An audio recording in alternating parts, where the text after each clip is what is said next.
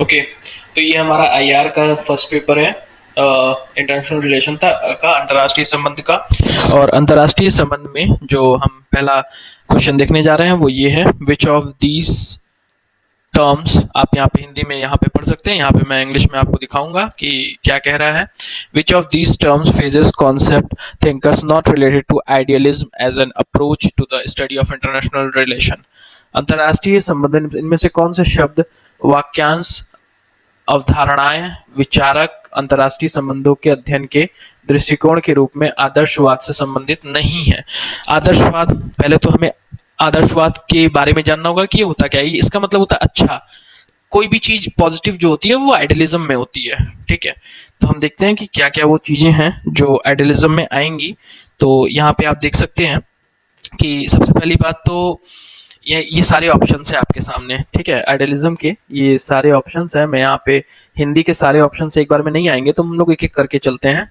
पहले इंग्लिश के ऑप्शन पे देखते हैं, हिंदी को साथ साथ देखेंगे। Moral diplomacy, moral diplomacy idealism में आएगा। कोई भी अच्छी चीज मॉरल आइडियलिज्म में ये आएगा, क्योंकि मॉरल डिप्लोमेसी मतलब अच्छे तरीके से बात को अपनी कहना, घुमा फिरा के, मतलब एक तरह से एक अच्छे तौर तरीके से कॉपरेशन संबंध, मतलब एक दूसरे का साथ निभाते हुए। इंटरनेशनल लॉ ये भी होता है आइडियलिज्म में, ठीक है।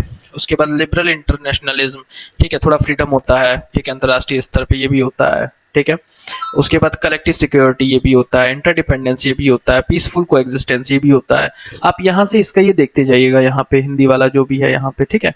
तो ये हम लोगों ने 1 2 3 4 5 6 7, यानी कि 1 2 3 4 5 6 7 यहाँ तक हम लोग कर चुके हैं। ये सारी चीजें होती हैं आइडियलिज्म में। नेक्स्ट, परपेचुअल पीस ये भी होता है, ठीक है। ह्यूमैनिटेरियन इंटरवेंशन, मतलब जो भी अगर कोई गड़बड़ होता है तो उसमें जो है ह्यूमंस का इंटरफेयर होता है, ठीक है। ह्यूमैनिटेरियन इंटरफेयर मतलब कि अंतर्राष्ट्रीय स्तर पे जो है मानवता के आधार पे हस्तक्षेप, मतलब कि रोका जाता है किसी देश को अगर वो कुछ कर रहा होता है। आइडियलिज्म में ये भी आता है, ये भी सही है, ये भी सही है। ग्लोबल गवर्नेंस ये भी आता है। लीग ऑफ नेशन ये भी आता है आइडियलिज्म में, आइडियलिज्म का ही पार्ट है। लीग ऑफ नेशन आदर्शवाद का पार्ट है। नेशनल इंटरेस्ट कभी नहीं आता आदर्शवाद में। आदर्शवाद ये नहीं कहता है कि सिर्फ अपने नेशन के बारे में सोचो, आदर्शवाद कहता है कि सभी के बारे में सोचो। डेमोक्रेटिक पीस थ्योरी आता है, कॉस्मोपॉलिटिज्म आता है, ठीक है।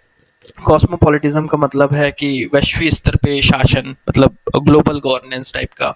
Woodrow Wilson, Immanuel Kant, Norman angle, ये सारे आते हैं इसमें, ठीक है। इसका हम लोग जरा हिंदी वाला देख लेते हैं और सारे ऑप्शंस, ये सारे ऑप्शंस है हिंदी में। इसका आंसर होगा नेशनल इंटरेस्ट, जो कि विश्वव्यापी, कहने का मतलब कि सिर्फ और सिर्फ हम लोग राष्ट्रीय हित के बारे में नहीं सोचते हैं।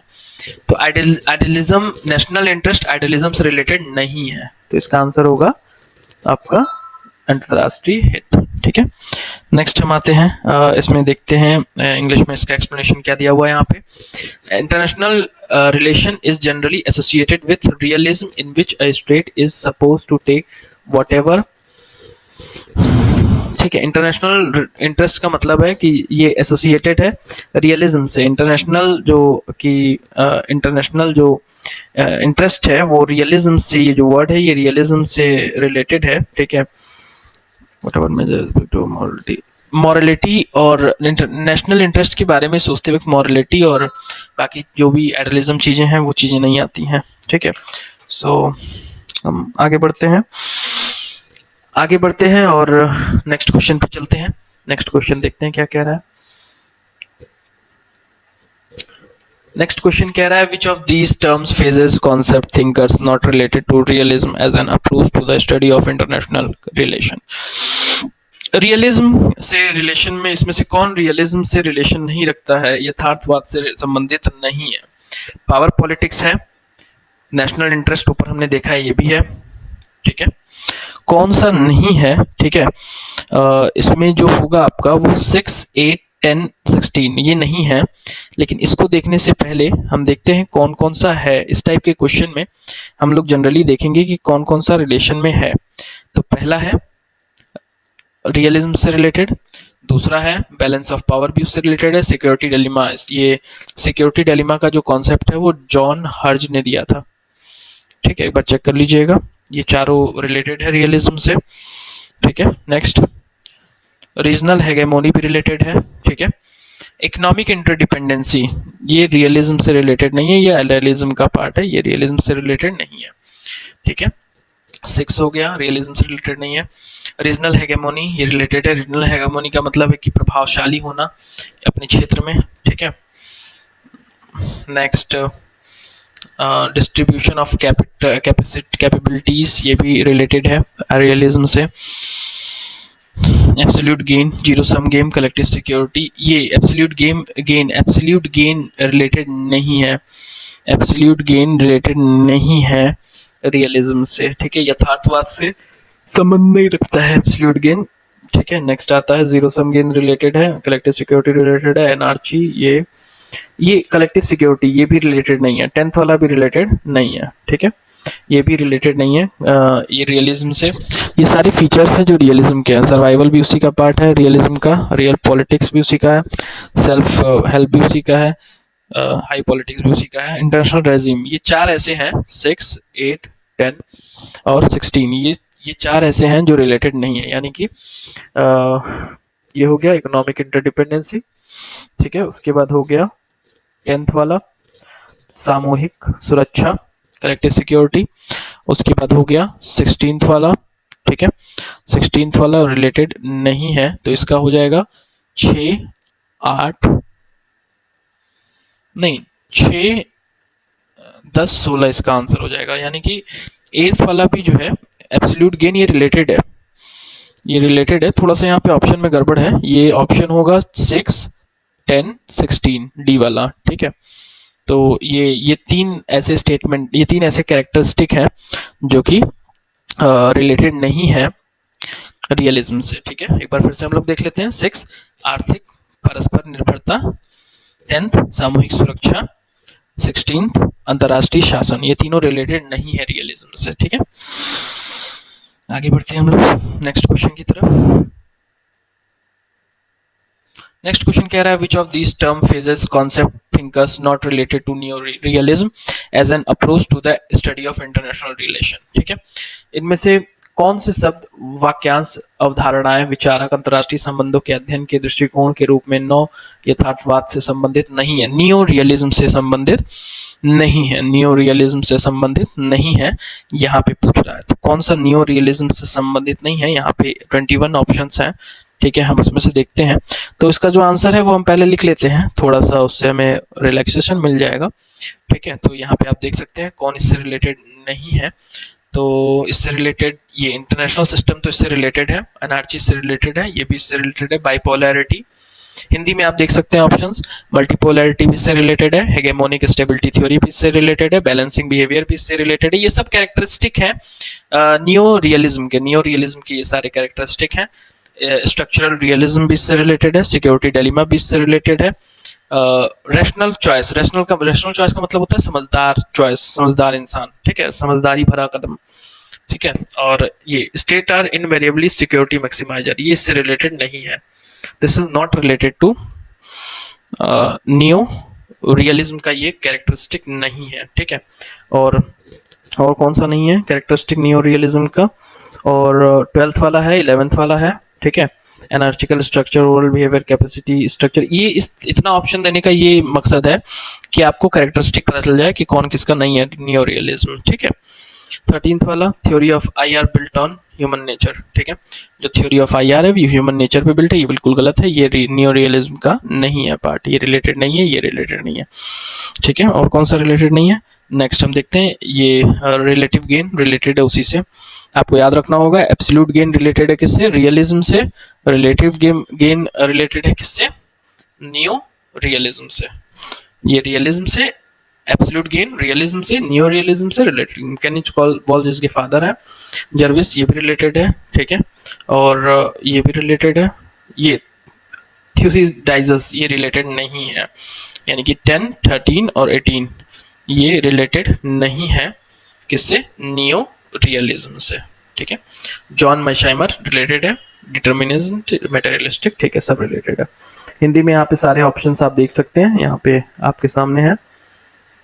इसमें ये 10th वाला रिलेटेड नहीं है, फिर 13th वाला, फिर उसके बाद 18th वाला, ठीक है, तो इसका आंसर हो जाएगा ए। ठीक है, नेक्स्ट हम लोग नेक्स्ट क्वेश्चन की तरफ बढ़ते हैं। नेक्स्ट क्वेश्चन है हमारा which of these term phases concept thinkers not related to liberalism as an approach to study of international relation। ठीक है, कौन सा इसमें से जो भी फेज है या थिंकर या कॉन्सेप्ट है, कौन सा लिबरलिज्म से रिलेटेड नहीं है, लिबरल अप्रोच से रिलेटेड नहीं है। ठीक है, तो इसमें जो रिलेटेड नहीं है वो हम लिख देते हैं यहाँ पे 10, 5, 10, 12 रिलेटेड नहीं है। कौन कौन सा रिलेटेड है पहले वो देखते हैं। इंटरनेशनल रेजिम रिलेटेड है लिबरलिज्म से, नॉन स्टेट एक्टर रिलेटेड है लिबरलिज्म से, रीजनल सिक्योरिटी कॉम्प्लेक्स रिलेटेड है लिबरलिज्म से, इकोनॉमिक इंटरडिपेंडेंसी भी एक तरह का कैरेक्टरिस्टिक है, सिक्योरिटी रेजिम ये रिलेटेड नहीं है लिबरलिज्म से, not related. Functional integrity related है, हिंदी वाला भी आप ऑप्शन देख सकते हैं।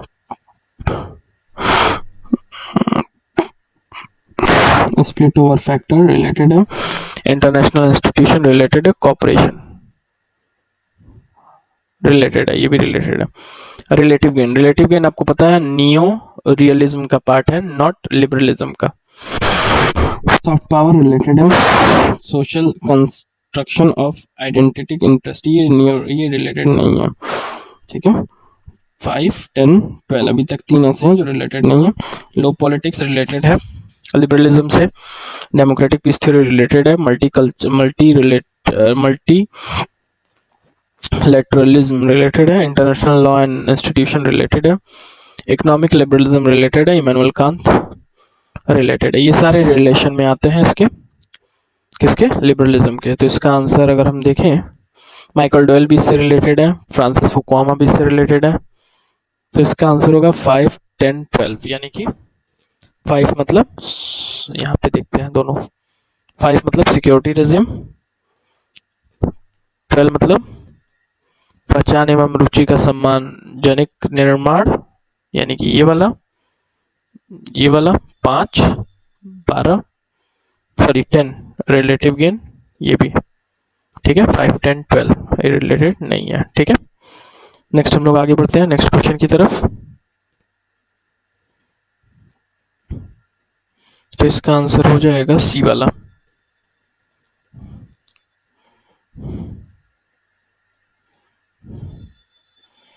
Which of these terms, phases, concept are not related to neoliberalism? अब ये neoliberalism की बात कर रहा है, neoliberalism रिलेटेड नहीं है। इसमें से कौन सा है जो neoliberalism से रिलेटेड नहीं है? तो हम देखते हैं, यानी कि इसमें से कौन सा है जो उदारवाद से रिलेटेड नहीं है। तो पहला कॉम्प्लेक्स इंटरडिपेंडेंसी ये रिलेटेड है,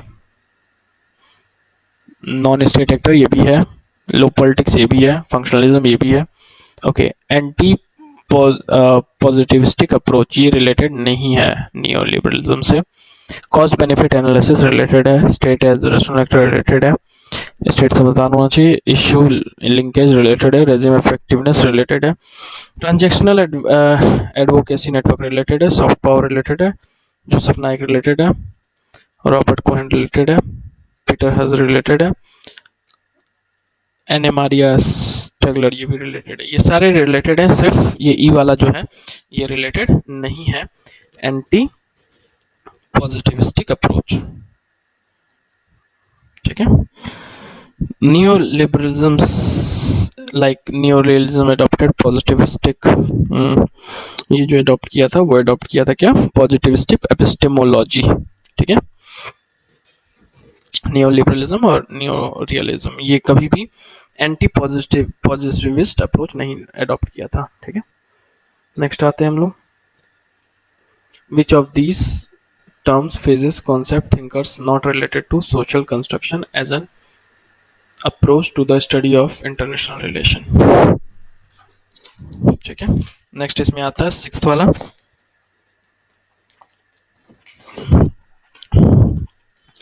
question number 6th, which of these term, phases, concept, thinkers not related to social constructivism as an approach to the study of international relation। ठीक है, तो कौन कौन सा इससे रिलेटेड नहीं है वो हम देखते हैं। ठीक है, तो ये रिलेटेड है आइडियल नॉर्म। सोशल कंस्ट्रक्टिविज्म का मतलब जो समाज बनाता है, समाज नॉर्म्स बनाता है, नॉर्म्स मतलब रूल एंड रेगुलेशंस बनाता है, ऐसा नहीं करना चाहिए, वैसा नहीं करना चाहिए, बिलीव्स, आइडिया, आइडेंटिटी समाज देता है हमें कि ये कौन है वो कौन है। सोशल कंस्ट्रक्शन जो एक रियलिटी होता है ये भी रिलेटेड है इससे, है ना। सोशल कंस्ट्रक्टर ये भी होता है, ठीक है, भी रिलेटेड है। डिस्को, सोशल स्ट्रक्चर, सोशल, ये सारे रिलेटेड हैं इससे, है ना। अब यहाँ पे कोई सारा ऑप्शन देख सकते हैं हिंदी में। ई से डिस्कोर्स मतलब होता है प्रवचन, समाज बनाता है, social structure, socialisation, normative power, epistemic community, ये सब रिलेटेड है। ठीक है, ये सब थिंकर्स हैं, ये भी रिलेटेड है, ये भी रिलेटेड है, ये भी रिलेटेड है। ये रिलेटेड नहीं है क्योंकि ये रिलेटेड है किससे, ये रिलेटेड है न्यू रियलिज्म और हेलो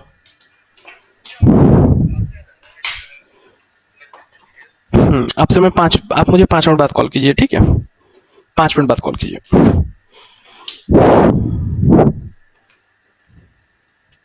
ये पॉजिटिव अप्रोच रिलेटेड है किससे, पॉजिटिव अप्रोच रिलेटेड है न्यू रियलिज्म से, और यहाँ ऊपर अभी हमने ये पढ़ा है किससे रिलेटेड है, यहाँ पे हम देखते हैं।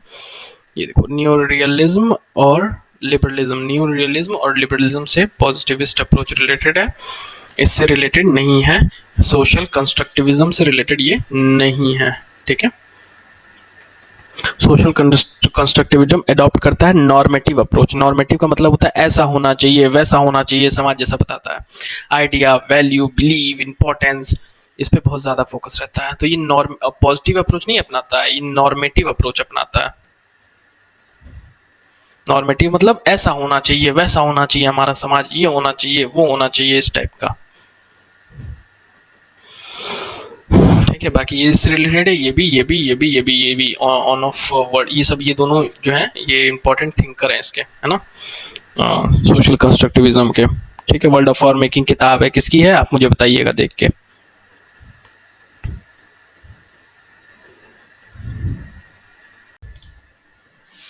ओके, नेक्स्ट हमारा आता है, नेक्स्ट जो हमारा क्वेश्चन है वो है क्वेश्चन नंबर 7 है।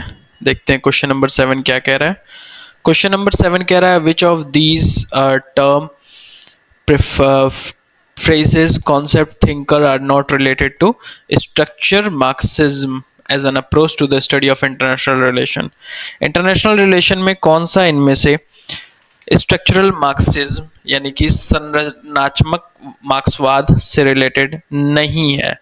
तो हम देखते हैं कौन कौन सा इसमें है।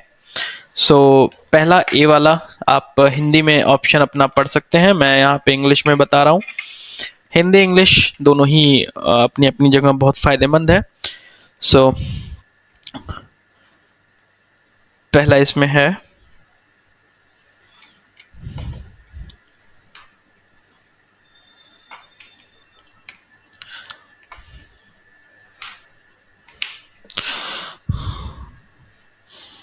ओके, क्लास स्ट्रगल, ये रिलेटेड है इससे, मार्क्सवाद से, स्ट्रक्चरल मार्क्सवाद से।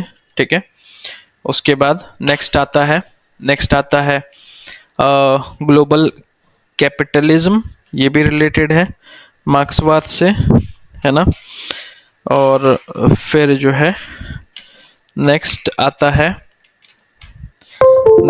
है हमारा ये रिलेटेड है इंपीरियलिज्म रिलेटेड है। एंड देन नेक्स्ट आता है इकोनॉमिक एक्सप्लॉयटेशन, ये भी रिलेटेड है। तो ये चारों रिलेटेड है, हिंदी में आप ऑप्शन देख सकते हैं। नेक्स्ट जो हमारे पास आता है वो आता है हिंदी में यहाँ पे ऑप्शन दिया हुआ है। नेक्स्ट आता है हमारे पास capitalism as a state of instruction of protecting capital class, नहीं बिल्कुल गलत है, ये स्ट्रक्चरल मार्क्सवाद से रिलेटेड नहीं है। ऑप्शन नंबर ई इसका सही है क्वेश्चन के अकॉर्डिंग कि ये स्ट्रक्चरल मार्क्सवाद से रिलेटेड नहीं है। ये किससे रिलेटेड है हम लोग वो देखते हैं। ये रिलेटेड है, यहाँ पे हम देख सकते हैं एक्स्ट्रा इन्फॉर्मेशन में यहाँ पे दिया हुआ है कि ये किससे रिलेटेड है। ये रिलेटेड है instrumentalism view of capitalism state taken by Marx and other classical Marxism thinker. The structural Marxism believes that the capital state are more than mere instrument of protecting class interests. They sustain, create, and recreate the capital society structure to maintain capitalism of for decades. Louis Althusser is the chief proponent of structural Marxism. Louis Althusser chief proponent है, ये भी आपको एक जानकारी मिल गई। Louis Althusser जो है main proponent है स्ट्रक्चरल मार्क्सिज्म के, ठीक है। ये answer according to the question ये स्ट्रक्चरल मार्क्सिज्म से रिलेटेड नहीं है, तो ये क्वेश्चन के अकॉर्डिंग यही सही होगा। वर्ल्ड सिस्टम रिलेटेड है, हेगेमोनी रिलेटेड है, ये रिलेटेड है। ये इतने सारे ऑप्शंस देने का यहाँ मतलब ये है, मैं आपको ये बताना चाहता हूँ कि आप किसी भी टॉपिक का जब फीचर जानेंगे या नेचर जानेंगे या कैरेक्टरिस्टिक जानेंगे तो आप ऑटोमेटिक जब भी वो उससे रिलेटेड कोई क्वेश्चन एग्जामिनेशन में आएगा तो वो आपको क्रैक करने में हेल्प मिलेगा। जैसे आपको पता चल गया ये इससे रिलेटेड है, ये सब इससे रिलेटेड है, ये इससे रिलेटेड है, ये सारे पॉइंट्स इससे रिलेटेड है स्ट्रक्चरल मार्क्सिज्म से, सिर्फ ये एक पॉइंट है जो रिलेटेड नहीं है। तो कोई भी ऐसा क्वेश्चन आए स्ट्रक्चरल मार्क्सिज्म से रिलेटेड तो आप यहाँ पे उसको निकाल सकते हैं। नेक्स्ट आगे हम देखते हैं, नेक्स्ट क्वेश्चन नंबर 8 है हमारा। क्वेश्चन नंबर 8 देखते हैं इसमें। क्वेश्चन नंबर 8 क्या कह रहा है? क्वेश्चन नंबर 8 कह रहा है which of this term phases concepts thinkers not related to critical international theory. Critical international theory से जो इंटरनेशनल रिलेशन में जो स्टडी है उससे क्रिटिकल इंटरनेशनल थ्योरी से क्या रिलेटेड नहीं है, ठीक है। तो क्रिटिकल इंटरनेशनल थ्योरी, ठीक है, तो रिफ्लेक्सिबिलिटी ये रिलेटेड है, पावर ये रिलेटेड है, ये सारा रिलेटेड है इससे, ठीक है। और कौन सा रिलेटेड नहीं है वो हम यहाँ देखते हैं ऑप्शन में, एन ऑप्शन देखते हैं। यथास्थितिवाद यानी कि ये इससे रिलेटेड नहीं है। स्टेटस कॉस्ट इसका मतलब है जैसा है वैसा रहने दीजिए, लेकिन क्रिटिकल इंटरनेशनल थ्योरी में ऐसा नहीं होता है, जैसे को वैसा ही नहीं रहने दिया जाता है, ठीक है। यहाँ पे कुछ ना कुछ चेंजेस होते रहते हैं। तो इसका आंसर एन होगा। ग्लोबल ये भी इससे रिलेटेड है, ये भी रिलेटेड है, ये भी। क्रिटिकल थ्योरी चेंज को अपना चेंज ओरिएंटेड होता है, ये चेंज मांगता है, नेवर स्टेटस को। ये कभी सिर्फ और सिर्फ जैसे स्टेटस को का मतलब हुआ कि यथास्थिति जैसा है वैसा ही नहीं रहने देता है, ये कुछ ना कुछ चेंजेस करता रहता है क्रिटिकल थ्योरी, ठीक है।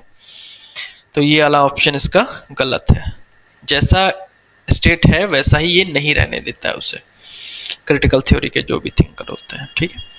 तो ये इससे रिलेटेड नहीं था एन वाला, ठीक है। नेक्स्ट आते हैं हम, नेक्स्ट क्वेश्चन हमारा है, ये हिंदी हो गया, ये इंग्लिश हो गया। नेक्स्ट क्वेश्चन है कौन सा इसमें से फ्रेज कॉन्सेप्ट थिंकर नहीं रिलेटेड है फेमिनिज्म से, ठीक है। फेमिनिज्म से कौन सा रिलेटेड नहीं है? तो जेंडर लेंस ये है, फेमिनिज्म इसी से चलता है, क्रिटिकल थ्योरी इसकी स्टडी होती है, रिफ्लेक्टिविज्म है, ये भी है, ठीक है। हिंदी में भी आप ऑप्शन देखते जाइएगा, यहाँ पे ऑप्शन है स्त्रीवाद से कौन सा रिलेटेड नहीं है, ठीक है, नारीवाद से, ठीक है। नेक्स्ट ये भी रिलेटेड है, ठीक है। नेक्स्ट हमारा ये भी रिलेटेड है, ये भी आई जो है एंड्रोसेंट्रिक ये रिलेटेड नहीं है नारीवाद से। इससे क्रिटिक ये रिलेटेड है, ये भी वेयर आर द वुमेन्स जेन टिग्नर ये सब रिलेटेड है स्त्रीवाद से। अब हम इसका देखते हैं इसका आंसर क्या होगा। इसका आंसर होगा आई, या हिंदी में इसका आंसर आई वाला ये वाला होगा।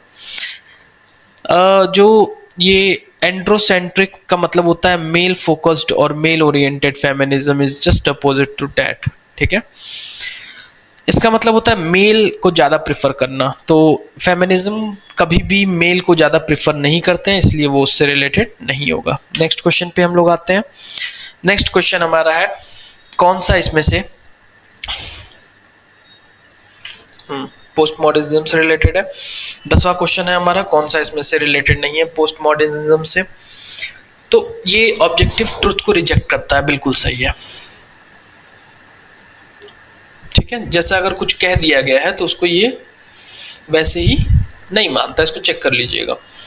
ये ग्रैंड नैरेटिव, पहले अगर कुछ कह दिया गया है उसको ये, जैसे हमारे दादाजी कुछ कह दिए कि ईमानदारी बहुत अच्छी चीज है, तो ये ग्रैंड नैरेटिव हो गया जो बहुत पहले से चला आ रहा है कहा हुआ। पोस्ट मॉडर्निज्म से ये रिलेटेड है, एकदम सही है, ये भी एकदम सही है। डी कंस्ट्रक्ट ये भी एकदम सही है, ये भी एकदम सही है, ये भी इससे रिलेटेड है, ये भी इससे रिलेटेड है, ये भी इससे।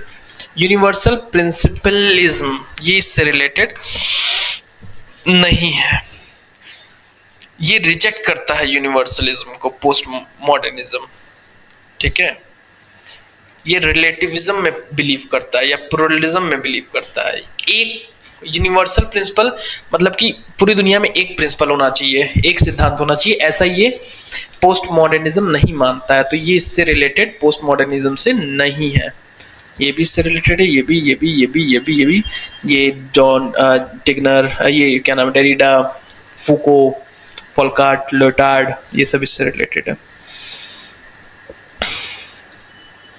ये इसका आंसर हो गया। ठीक है, नेक्स्ट हम आते हैं। नेक्स्ट जो हमारा क्वेश्चन है वो है क्वेश्चन नंबर 11। क्वेश्चन नंबर 11 पे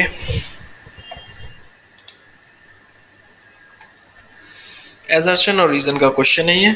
इसमें अगर कुछ ना समझ में आए तो ए पे टिक मार दिया जाइएगा।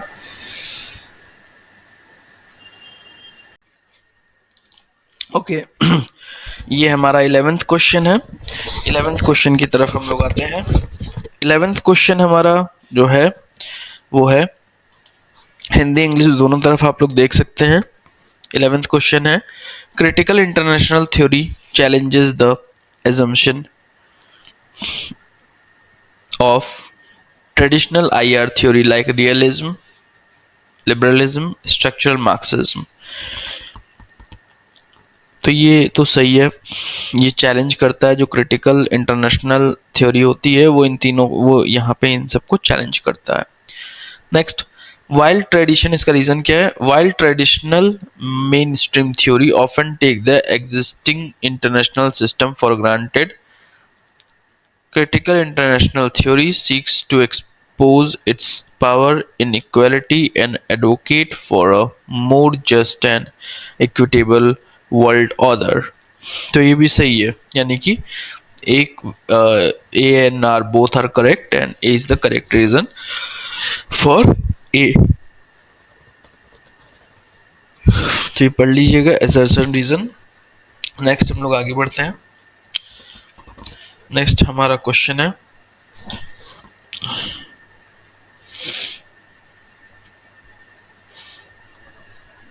इस टाइप के क्वेश्चन आपको सबसे ज्यादा मार्क्स दिए जाते हैं। जो इस टाइप के क्वेश्चन होते हैं मैच द फॉलोइंग वाले। बनाना बीचेस एंड जो बेस है ये ये इसने लिखा है। जैसे ए का आपको 3 है मालूम है, ए का सी किसमें किसमें है, इसमें है, इसमें है। ये दोनों ऑप्शन नहीं होगा क्योंकि इसमें ए का सी नहीं है। आप इससे एलिमिनेट कर सकते हो, आपको सारा जानने की जरूरत नहीं है, किसी एक से किसी दो से आपका काम बन जाएगा। जैसे कि मुझे मालूम है कि वुमेन्स इन वॉर इसने लिखा है, तो 4 का बी इसमें है। देखो मेरा काम बन गया इससे, है ना। जेंडर्स इन इंटर, अब ये सारा आप देख लीजिएगा, ये कहीं ना कहीं आपको टकरा जाएगा। जेंडर्स इन इंटरनेशनल रिलेशन, ठीक है, ये हो गया आपका जेंडर्स इन इंटरनेशनल रिलेशन, ये हो गया आपका जेम्स टिग्नर ने लिखा है, ठीक है। मैस्कुलिनिटीज इन पॉलिटिक्स एंड वॉर, ये सिंथिया एलोई ने, नहीं ये इसने लिखा है। बनाना बीचेस एंड दिस, ये सिंथिया एलोई ने लिखा है, ठीक है। ऐसे इसका ऑप्शन बी हो जाएगा, ठीक है। नेक्स्ट हम लोग आगे बढ़ते हैं अपने नेक्स्ट क्वेश्चन की तरफ। नेक्स्ट क्वेश्चन जो हमारा है वो है 13th वाला। नेक्स्ट क्वेश्चन जो हमारा है वो है 13th वाला।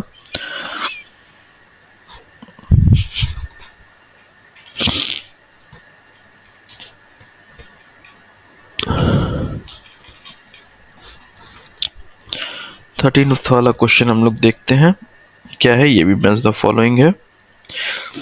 जैसे मुझे पता है कि द पोस्ट कंडीशन ये जो है लियोटार्ड का है, ठीक है।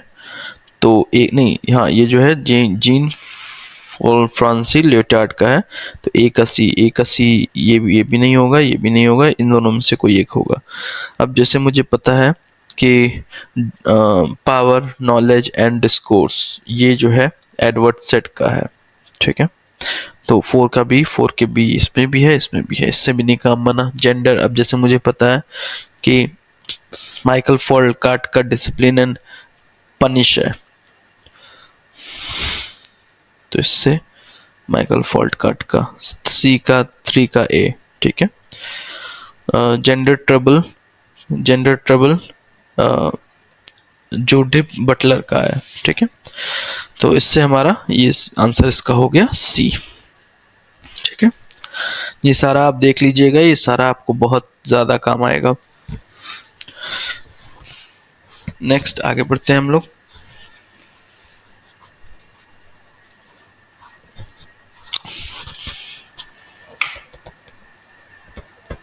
नेक्स्ट क्वेश्चन हमारा है, ये भी मैच द फॉलोइंग ही है। जैसे ओरिएंटलिज्म मुझे पता है कि ये एडवर्ड सेट का है। 2 का सी इसमें भी नहीं है, इसमें या तो ये होगा या तो ये होगा। अब जैसे मुझे पता है 1 डायमेंशन मैन 4 का ए, ये हर्बर्ट मार्क्यूस का है। तो 4 का ए इसमें दिया हुआ है, तो यानी कि ये हमारा सही हो जाएगा। यानी कि 2 से हमारा बन गया, हमें सारा देखने की जरूरत नहीं है, लेकिन यहाँ पे हम सारा देखेंगे ताकि एग्जामिनेशन में कुछ और भी पूछे तो हम उसको कर पाए, ठीक है। नेक्स्ट हमारा इसमें और देख लेते हैं। जैसे प्रोडक्शन ऑफ पावर ये किसका है, ये रॉबर्ट कॉक्स का है। ओरिएंटलिज्म एडवर्ड सेट का है।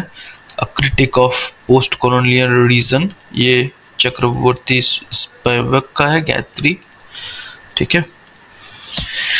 1 डायमेंशन मैन ये हर्बर्ट मार्क्यूस का है, ठीक है। नेक्स्ट आगे बढ़ते हैं 15 नंबर क्वेश्चन पे।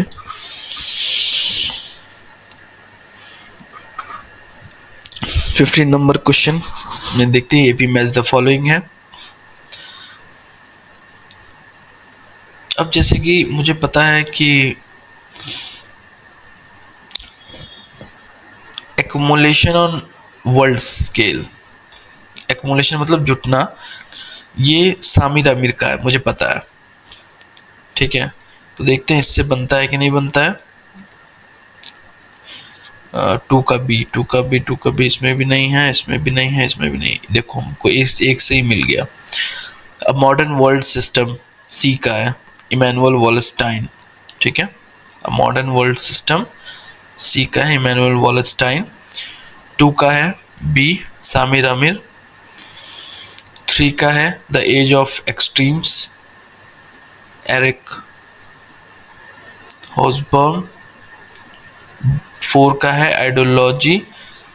Ideological state apparatus, D Louis Althusser, ठीक है।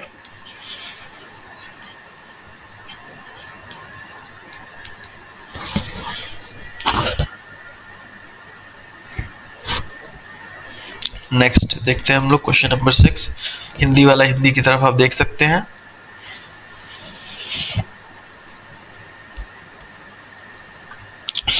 क्वेश्चन नंबर 16 पे आते हैं। क्वेश्चन नंबर 16 है, बुक और ऑथर है social theory of international politics. जैसे मुझे पता है बहुत इंपॉर्टेंट बुक है इसमें, ठीक है। जैसे मुझे पता है कि social theory of international politics ये है अलेक्जेंडर वॉन्स का। जैसे मुझे पता है कि वर्ल्ड ऑफ आर मेकिंग है निकोलस और नुफ का, तो देखते हैं ए का डी, सी का, ए का डी, सी का ए इसमें है, तो ये हमारा राइट आंसर हो जाएगा। Social construction of global order, ये होगा, इसका होगा Martha Finnemore. Constitution of society outline theory, इसका होगा एंटोनियो ग्रिडन। 2 का होगा बी, इसका आंसर हो जाएगा डी। हिंदी साइड वाला आप खुद देख सकते हैं। नेक्स्ट 17 नंबर क्वेश्चन भी यही है, बुक्स और ऑथर्स को लेके है। आफ्टर हेगेमोनी, जैसे मुझे पता है कि आफ्टर हेगेमोनी जो है इसका रॉबर्ट कोहेन का है, ठीक है। अब जैसे मुझे पता है सॉफ्ट पावर जोसेफ नाइक का है, तो देखते हैं 3 का ए किसमें है, इसमें नहीं है, इसमें नहीं है, इसमें है, इसमें है, और 4 का बी, 4 का बी इसमें है, तो मेरा इसी दोनों से काम बन गया, मुझे अपना आंसर मिल गया, ठीक है। यहाँ पे मुझे सारा देखने को, लेकिन सारा इसलिए देखना है ताकि हम समझ पाए। जैसे पावर इंटरडिपेंडेंस, ये इसका है जोसेफ नाइक, रॉबर्ट कोहेन और जोसेफ नाइक का है, ठीक है, ए का। और the regime complex for climate change, regime complex for climate change, ये आपका regime complex for climate change, ये आपका पीटर डी हस का है। आफ्टर हेगेमोनी रॉबर्ट कोहेन का है। सॉफ्ट पावर जोसेफ नाइक का है, ठीक है, ये हो गया।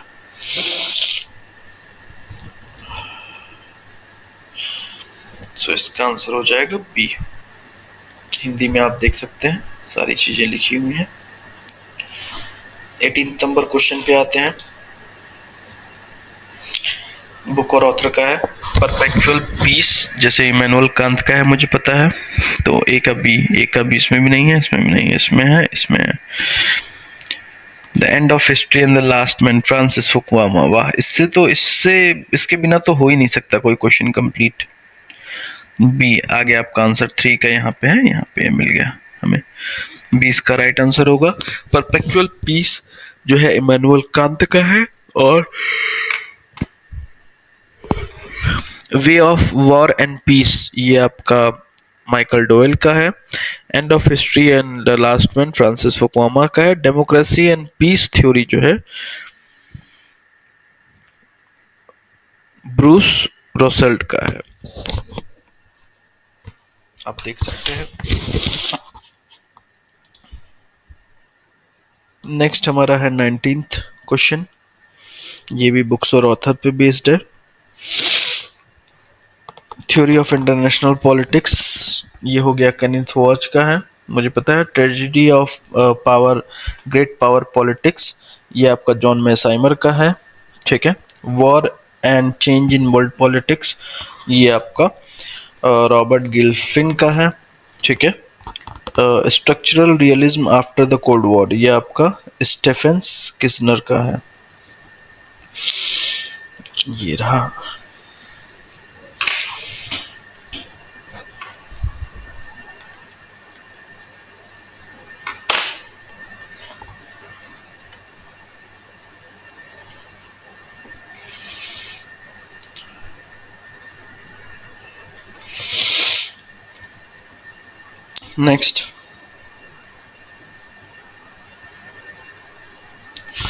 नेक्स्ट आता है हमारा the balance of A B match the following, 20 number question.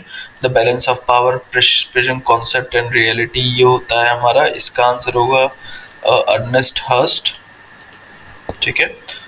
Perceptions and misperceptions in international politics, इसका आंसर होगा Robert Jervis. The origins of alienation, ठीक है, इसका आंसर होगा Stephen M Walt. Man, state and war, इसका answer होगा Kenneth Walsh, यानी कि सी, ये इसका आंसर होगा, ऑप्शन नंबर बी इसका करेक्ट होगा। हिंदी में आप देख सकते हैं। नेक्स्ट आते हैं 21st क्वेश्चन पे।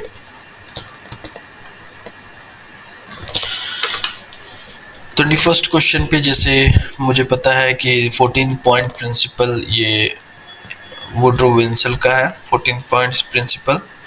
तो सी के बी से, इसमें भी नहीं है, इसमें भी नहीं है, इसमें भी नहीं। देखिए सी के बी से हमारा एक से ही काम बन गया।